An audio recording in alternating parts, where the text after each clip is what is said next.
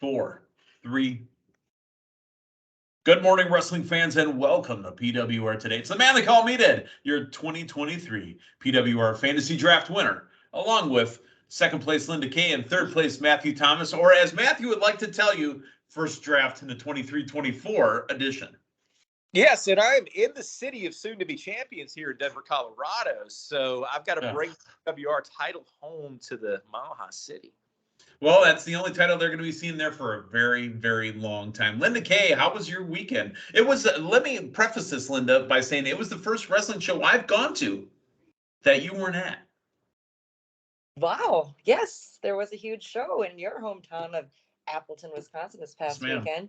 And Harry Houdini was not there. Yes, I was going to ask about Houdini. I'm sure he Houdini'd himself out before you got there, possibly. No, week was good. While we're talking sports, sorry, just got to get out there. This week was a little sad for certain things. I'm not talking about Aaron Rodgers going to the Jets. I'm talking about basketball here in Milwaukee. But I was at the Fiserv, though, last night. I was at a rock concert, so weekend was great. Other than that, excited for what we have coming up here this week, but we'll let you get into that a little bit. Gotcha. Yeah. And, we've got a lot of big stuff coming up. This is going to be a regular news show. And this weekend, pre-WWE WrestleMania Backlash, we will also finish the draft week. WWE had their draft on Friday, and they'll be having one coming up tonight on Raw. But we will also do, even though we announced ours first, we will do our PWR Fantasy Draft. Again, the defending champion, the man they call Meathead, will put up his title against Matthew. Are you changing your name? Linda, are you staying team long time? Yeah, that's the winning name. It's going to happen this time. Third time's the charm, baby. You know what, Matthew? I've still got a few days to decide. It's going to be a game time decision. Okay, well, you've had 2 winners so far. Unfortunately, not winners in the 2023 PWR Fantasy Draft. Tell you this, I'm going to propose this right now, Meathead. Don't propose to me. I'm already married. I will trade you. Wait a minute. If you trade me your first round pick, so basically I get to pick, Linda picks, and then Meathead picks, I might very well give you the naming rights to my team.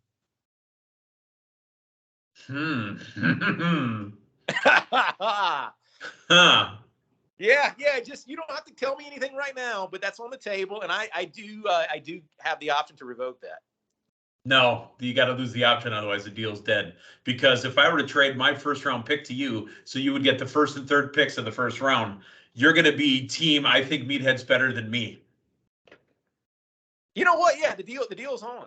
Oh, the deal's not signed and delivered yet. I'm still thinking. Yeah, you're gonna be team. I wish I was Meathead. You're gonna be team. Why am I even playing? I mean, yeah. I literally only just put 10 seconds into that, and I've already come up with. Yeah, no, I'll give you a few days, but yeah, it's there. Linda, how do you feel about the potential of Matthew getting 2 of the 3 first round picks?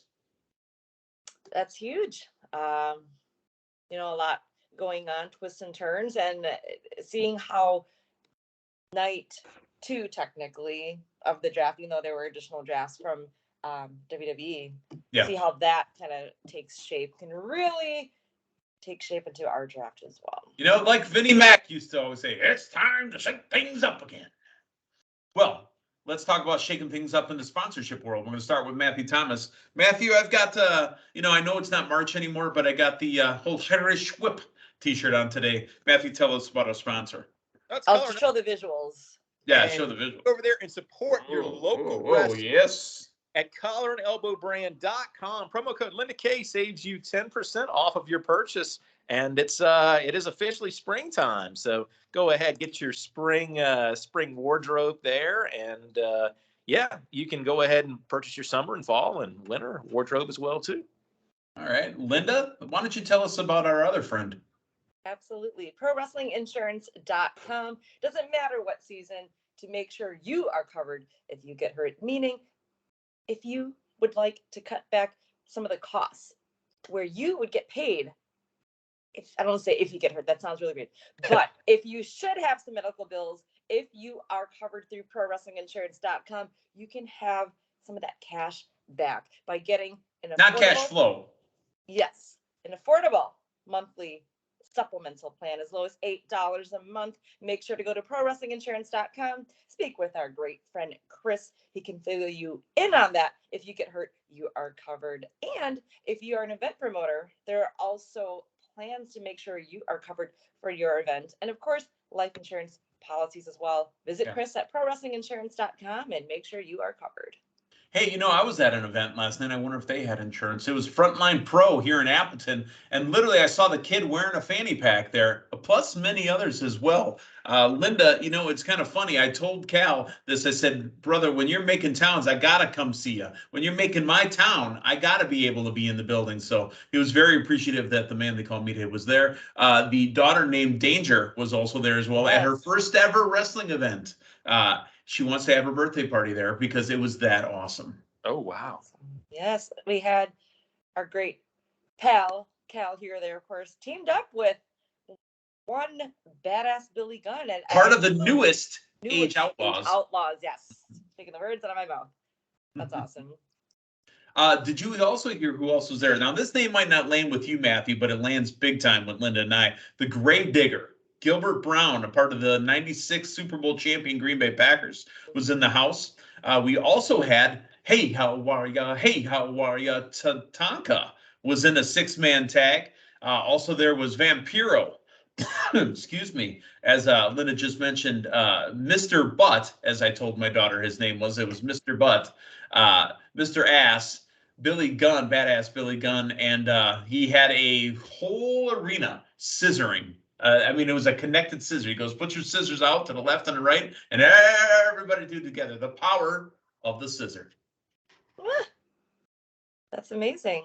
I don't see that on AEW television. So also, yeah, and let's do this. A real quick mention to a big time up and comer, Matthew. You've seen him at Blizzard Brawl a couple times. It might not have locked in for you, but a friend of ours, TW3, now also working with Ohio Valley Wrestling, Linda, is the #1 contender at Frontline Pro. He won a 3-way match and he looked absolutely tremendous. And you know who else was there too? Flying Brian Pillman Jr. in that 3-man. Unfortunately, did not win the match, but TW3, a good friend of the show here, now the #1 contender. That's awesome. Gotta love it. I love seeing our friends just doing their thing, no matter what state it is. Doesn't matter. All right, let's get into the news.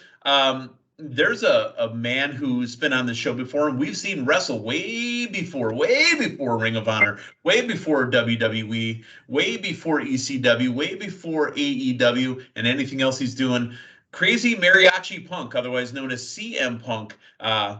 He wrestled a lot of big-time independent shows. He used to wrestle every week here in the Milwaukee area at Mid-American Wrestling. Was spotted, and he wasn't hiding either. He was at Impact tapings this week.